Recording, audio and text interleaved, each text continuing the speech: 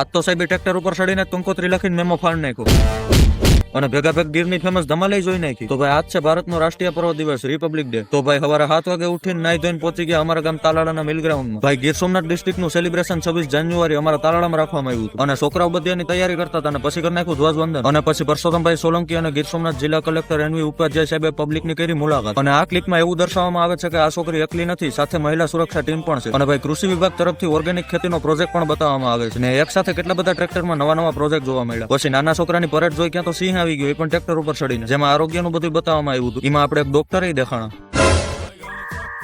અને હજી તો ટ્રેક્ટર આવવાનું ચાલુ જ છે, ઘણું બધું બતાવવાનું બાકી છે. પછી વન વિભાગમાંથી જોન્ડિયર આવી ગયું વૃક્ષો લઈને અને આ ટ્રેક્ટરની અંદર ચાઇલ્ડ ડેકોરેશન છે એની તો વાત જ જવા દો. અને પછી આવી ગયો પીજીવીસીએલ વાળાનો કોન્સેપ્ટ અને પાછળના ટ્રેક્ટરમાં આવી ગયું પશુપાલન વિભાગનું પ્રદર્શન અને હવે આવી ગયું ટ્રાફિક પોલીસ, જેમાં કાકાએ હેલ્મેટ પહેર્યું તો તેને ફૂલે આપવામાં આવ્યું અને આ ભાઈ ચાલુ ગાડીએ વાત કરતા તો તેને કંકોત્રી આપવામાં આવી મેમોનીઓ.